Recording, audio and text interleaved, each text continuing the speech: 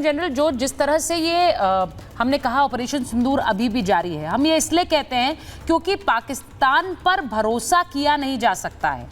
लेकिन जिस तरह का एक वर्ल्ड सिनेरियो है, मैं इस पर इसलिए बात करती हूं क्योंकि हम देखते हैं कि सीरिया जैसे देश में जो एक जिस आतंकवादी के सर पर एक बाउंड्री थी, मेजर साहब आप भी सुनिए, वो वहां पर अब नेतृत्व कर रहा है और वहां पर जो अमेरिका के राष्ट्रपति हैं वो जा रहे हैं, उनके साथ तस्वीर खिंचा रहे हैं। अब ये सब तस्वीरें, ये ग्लोबल सिनेरियो जो बदल रहा है, ये भी एक साथ साथ चल रहा है, जिसको ध्यान में रख के हम चीजें करेंगे।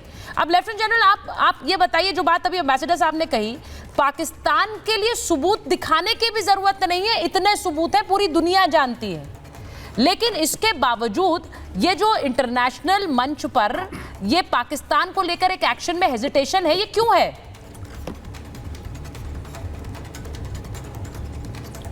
इस बात को बड़ी गंभीरता से समझने की कोशिश करनी चाहिए पूरे विश्व को। देखिए, हम भारत जो चाहता है वो यूक्रेन और रशिया की लड़ाई नहीं चाहता। तो ये नहीं चाहता कि किस तरीके से बर्बादी हो रही है, कितने लोग बेघर हो गए। आपने इजराइल में देखा, हमास में देखा, किस तरह से वो मट्टी हो गई। ये सब ये भारत नहीं चाहता। भारत चाहता है वर्ल्ड में एडवांसमेंट हो, लोगों की डेवलपमेंट हो, हेल्थ केयर बढ़े, एजुकेशन बढ़े, लिविंग स्टैंडर्ड बढ़े, सब चीज़ें बढ़ें। तो भारत इस पर ध्यान देते, इससे कभी भटकेगा नहीं। लेकिन टेररिज्म के लिए ये विश्व को समझना चाहिए कि भारत ने एक बड़ी यूनिक, बड़ी नई किस्म की स्ट्रैटेजी निकाली है, जो वर्ल्ड में किसी ने सोची नहीं थी, कि हम अपने देश में इकोनॉमिक प्रॉब्लम नहीं लाएंगे, हम देश को किसी तरह से रिटार्ड नहीं होने देंगे। हमारा लक्ष्य है वर्ल्ड में हाईएस्ट इकोनॉमी में पहुंचने का, बेटर लिविंग स्टैंडर्ड्स का, हर एक चीज़ की इम्प्रूवमेंट का। लेकिन जो आतंकवाद है उसको समाप्त करने का सिंगल माइंडेड एक्शन है हमारा।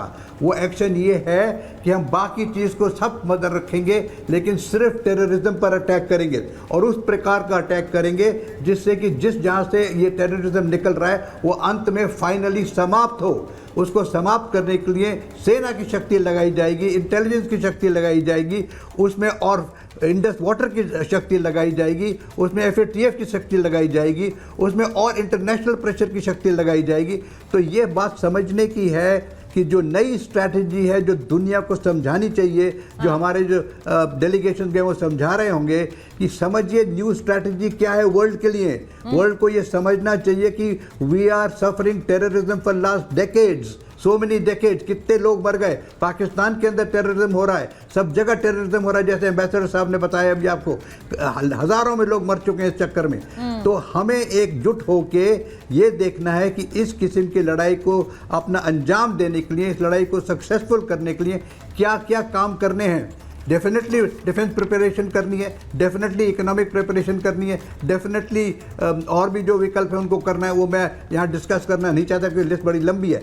जैसे मैंने शुरू में कहा था कि इस लड़ाई को लड़ने के लिए hundreds of things have to be taken into account। और जो इकोनॉमिक प्रिपरेशन आप कह रहे हैं मेजर तौर, मैं एक चीज कहूंगी कि भाई इस तरह के ऑपरेशन से लूज करने वाले तो आर्थिक रूप से पाकिस्तान को क्या नुकसान पहुंचेगा, वो तो पहले ही इस तरह से लुटे पिटे हैं। उनके लिए तो आर्थिक रूप से वो कटोरा लेकर जाने की एक व्यवस्था उन्होंने पहले से शुरू कर ली है, क्योंकि वो जानते हैं वो उनके लिए बहुत जरूरी है, उसके बिना चल नहीं पाएगा देश।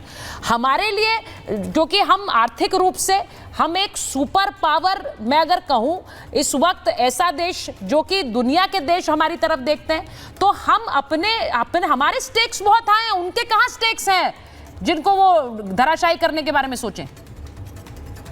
सुचारिता, मैं एक ही चीज बोलना चाहूंगा, मैं यूएन मिशन में सर्व कर चुका हूं, मैं साउथ सुडान जा चुका हूं जी।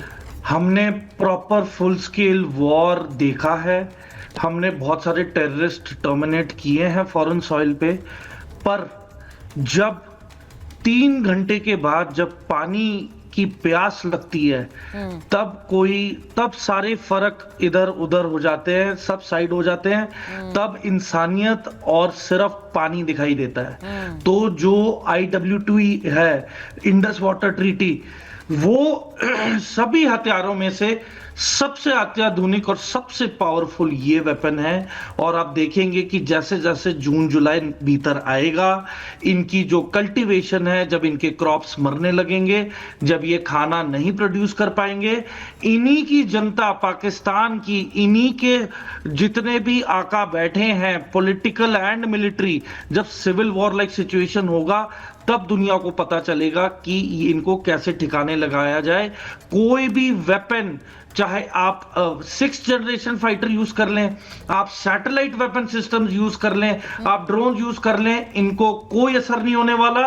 एक ही चीज असर करेगी, जब इनको प्यास लगेगी तब ये हमारे पास गिड़गिड़ाते हुए आएंगे और बोलेंगे कि हमें माफ करें, और इसके आगे कोई विकल्प भी नहीं जल्दी से होगा। रोहन जी, मेरे पास समय बहुत कम है। रोहन जी, देखिए सुचित्रा जी, जो आज क्योंकि जनरल एक बात चल रही है, मैं चीज कहना चाहूंगा कि पाकिस्तान इसी मानसिकता का आज तक फायदा उठा रहा कि देखो भारत बड़ा देश है, वहां तक अभी तक ऐसी सरकार होती थी कि हम पे हमला नहीं करेगी, उनको भरोसा था हमारी सरकारों पे हमसे ज्यादा। आज वही भरोसा हमारी सरकार ने और सेना ने तोड़ा है कि भैया आप जहां करोगे वहां घर में घुस के मारेंगे और जहां से वार किया वहां पे मारेंगे। उनकी जो मानसिकता है कि हम भारत पे कभी भी कर सकते हैं, वो मानसिकता तो इस बार हमने मिलकर तोड़ा है, और वो हम यहां पे नहीं रुक रहे। उसको ये भी समझ में आ गया कि आपने भारत को छेड़ तो दिया, पर ये वो भारत नहीं है कि सिर्फ ये हमला करके रुक जाएगा। सिंधु की बात हो, अंतरराष्ट्रीय स्तर पे पाकिस्तान को एक्सपोज करने की बात हो कि जब भी आगे का पाकिस्तान हिमाकत करे और भारत जब उसके ऊपर अटैक करे तो भारत बेझिझक अटैक करे कि पूरे विश्व को मालूम है कि हमने अटैक क्यों किया। जो सेंसिटाइज वाली बात की, तो ये बहुत लंबी रणनीति। और तीसरी इंपॉर्टेंट चीज आपने बिल्कुल सही कहा हमारे पैनलिस्ट ने कि हमारा देश एक विकसित देश है, टॉप 5 इकोनॉमी में। अगर एक फुल स्केल युद्ध होता है, आज पाकिस्तान एक भिखमंगा देश है, वहां पे वो उसने तो कुछ कर दिया, हम 10 साल पीछे नहीं जा सकते। हमारे पास ऐसा रास्ता है। हमारे और पाकिस्तान में एक अंतर है और उस अंतर को बनाए रखना बहुत जरूरी है, और वो अंतर बना रहेगा। जिस तरह से भारत जिस तरह से विकास कर रहा है, वो अंतर बना रहेगा। पाकिस्तान अपनी सोचे, देश के विकास के बारे में सोचते हुए हर कदम उठाना है। बहुत बहुत धन्यवाद आप सबका महाभारत में जुड़ने के लिए।